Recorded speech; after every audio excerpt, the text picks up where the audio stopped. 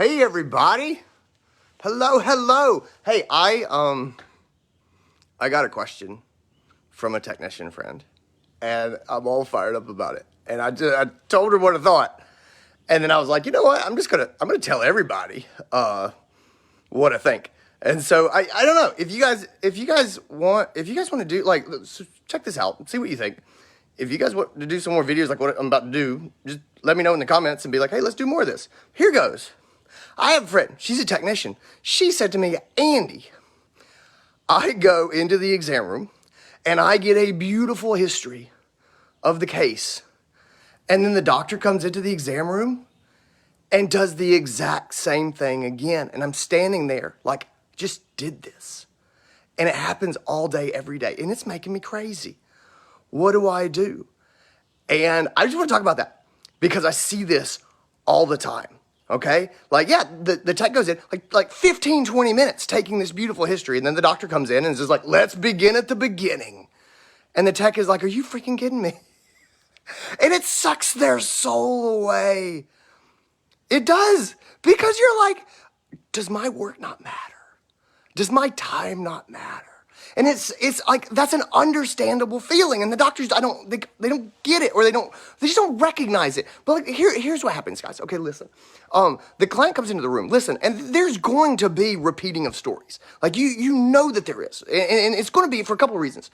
And the first reason is there's clients, they want to be heard. And like, they want that connection. And so you, the technician, go in and you say, what's going on? And they tell you. And then the doctor comes in and they're like, I'm going to tell her too, because she needs to hear it from my mouth. And that's a trust thing, right? Like, if we went to the doctor, we want to tell the human doctor, we want to tell them what's wrong in our own words. Like, it's an important part of the process for us, and it builds that relationship. So some of that is going to happen. The other part is there are clients who are going to tell their story to everybody. And it's not about you. You know what I'm talking about, because you go into the room and you're like, what's going on? And they're like, it started last Wednesday when Dolores came for lunch. You know, Dolores, you can't tell her nothing. And I said, look, don't you go feeding Snowball. I told you he's on a special diet. And she said, whoops, I devil egged him. And she gave Snowball a devil egg, and that's not in his diet. And now look at him. He's swole up like a peach. And like, that lady is going to tell you the story, and then she's going to tell the vet the story, and then she's going to tell the front desk staff the story, and she'll start with a stranger in the parking lot who's just trying to get to an appointment. She's going to tell them the story too. She's going to tell the story. That's okay.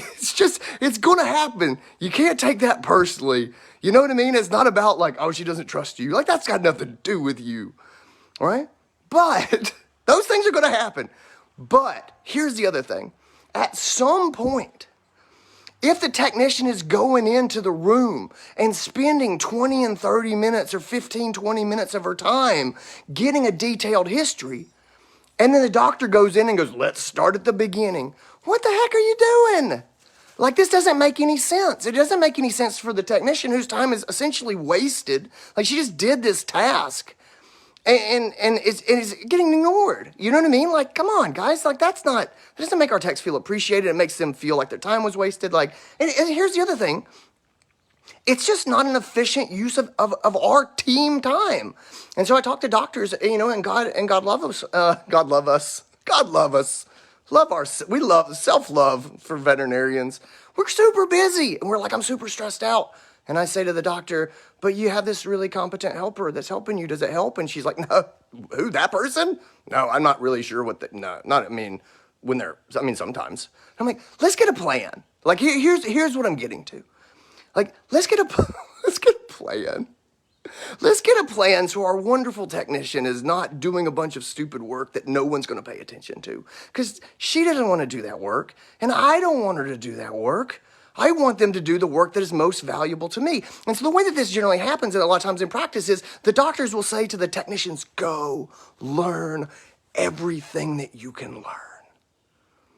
And then that is the instruction that we give to our technicians as we send them in the room. And that's not a good use of their time. I don't need my technician to know everything. I need them. Think about why we have a history. Why do we send our technician in the room, right? It's to give us, the doctors, a heads up so we know what we're walking into, so we can be efficient and so we can get our job done. And so if I'm going to have to explore these avenues myself, I don't want my technician to do it. And all I'm saying is, We need a better plan. And the reason we don't have a better plan is because we have a holdover from the days when the vets did everything. And so, like, the vets used to go in and do all the stuff. And now we've had this growth of the technician, which is beautiful and wonderful and important. It's so important for the future. But we didn't go back and go, all right, cool, now that we have this educated LVT working with us, how do we use him? Like, what do we do? We were just like, all right, I'm gonna keep doing the thing I've always done, and you're just gonna go and then do your thing in front of my thing. And there's so much redundancy in so many of our appointments. And so that's what I'm saying today, right? Technicians, if you get frustrated, understand. Know that there's something that's gonna happen, right? You're going to get the story from the clients, and then I'm gonna come in and I'm gonna ask some questions, and I'm gonna get the same story from the client to some degree. Like, it's going to happen. And it needs to happen for trust building. But if it happens again and again and again, at some point we need to say, okay, what do we really need our technicians to get? How do the doctors and the technicians work as a team instead of two separate entities that repeat a ton of work? And to some degree, it's just being respectful of the tech's time and saying, hey, these are the things that I think are going to set us up for success. When did the problem start? Is it getting better, worse, staying the same? Grab the supplemental information that I'm not going to talk about. What's the dog eating? Is there anything weird? Are they doing their heartworm prevention? All these things that are important and matter, and they are things that I am probably not going to swerve over and get, but we need to have them. Those are things where you and I are not repeating the same thing. But some of it is just saying, hey, I don't need you to find out everything. Like, that's not a good use of your time. I need you to set me to come up for the slam dunk. And let's just knock this appointment out, do a great job, build that trust, make that client happy, serve that pet, and get on to the next room. And you're doing work that matters, and I'm doing work that matters. So it's just a bit of communication. Anyway, guys, I have rambled on long enough about this. Guys, I hope you're doing well. I hope all of you guys are getting ready for a great Saturday. If you like this, let me know in the comments.